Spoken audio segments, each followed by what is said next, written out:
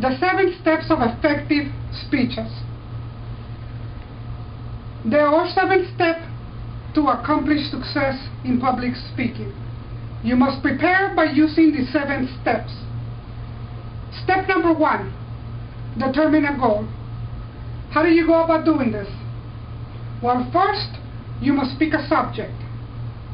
Then you must pick a topic within that subject. Start with what you know, or the relationship that you have with your audience. You must know the difference between subject and topic. Subject is a broad subject. As an example, movies. Topic is a more narrow, specific aspect of a subject. Using the same example, a subject for movies, a topic in there will be relationship between producers and directors. Before you select a topic, it is important that you analyze your audience. To analyze your audience, there are several things that you can do. Create a demographic profile of your audience. Consider age, gender, religion, cultural background, education, etc. Probe the audience knowledge. Analyze how they feel about the subject or the topic at hand. What are their attitudes toward the subject? Do they even know anything about the topic that you are about to talk? Step 2 is gathering information.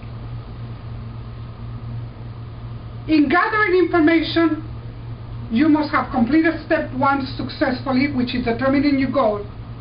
In that, not only did you find out what your audience target is, what the topic is, but you also found out what are the expectations of the speech, the length of the speech, how large is going to be your audience, where is the speech to be given, and what equipment is necessary. So now gathering information for your speech comes down to sources. You can start by assessing your own knowledge of the topic. You can go to the web to find books, articles, general references, or anything that will lead you in investigating your topic. You can also conduct surveys or interview people, knowledgeable people. You must have a criteria to judge your sources. You can't just speak any sources and assume everything there is a fact. For example, Wikipedia. Wikipedia is not a very reliable source. So you must consider 3 things in judging your sources: authority, objectivity, and currency. Under authority, does the author of the book, the writer of the article, the speaker have the authority on that topic or subject? Are they credible? Under objectivity, are they impartial to their topic, or are they one-sided? You need somebody who is impartial and can point both sides of a topic. Currency. Is the information correct? Or are they relying on information that was from the 1950s? Those are all important things on step 2 on gathering information. Step 3 is identifying, or rather organizing your information. And you start by identifying the main points of your speech. A 2 to 5 sentence which you can turn into your thesis. You start by creating an outline. You must have an introduction, the body of course, and a conclusion. You must also cite your sources. Have a complete list of sources at the end that you can attach as a bibliography or whatever at the end.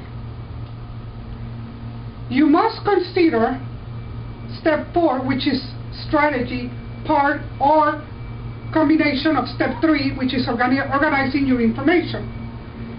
Because strategy, you must have to determine what organization pattern you're going to use for your speech. There are 3 organizational patterns that you can use in a speech. You can either go in sequential order, which, as it explains, is chronological order or step by step. You can go by topic order, which you can go by category or divisions of a subject. Or you can use logical order, which is organized by reasons or in reasons that support your main topic.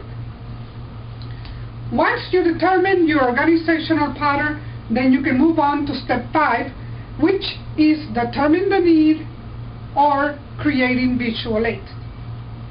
Why visual aids? For 2 important reasons. Number 1, it allows the audience to see as well as to hear the information you are presenting. Number 2, it helps the audience understand and remember the information.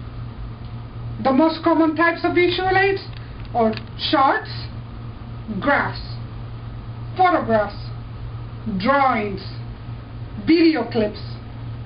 There are many ways. The way to present these visual aids could be as simple as using a chalkboard to draw the information or create a chart. Could be by handing handouts towards the end of your speech, or by using flip chart. Consider the following questions, or keep in mind when you're considering whether to use visual aids or not. Will this visual aid help you get your point across? Will it confuse the audience? Will it distract the audience? The answer to these questions will determine whether you need visual aids or not. Step 6 is practicing your words. On this step, the goal is to develop a personal oral style that shows your uniqueness. The larger your vocabulary, the more words you have to play with. Of course, you must consider your audience, or the demographic you did, before choosing your words. You need to consider whether the audience, are they native speakers, their age, their demographics, are they college educated, how knowledgeable they are on the subject, before you choose your words. The way in which you can increase your vocabulary is to study vocabulary building books. Be clear and remember that clarity can be achieved by providing details and examples. Step 7, and one of the most important, of course, is delivering the speech. There are 3 elements of delivery. That is voice, articulation, and non-verbal bodily actions. In voice, you have pitch, volume, rate, and quality. Pitch refers to the highness or lowness of a voice. Volume, self-explanatory, refers to the loudness of the tone or lowness of the tone. Rate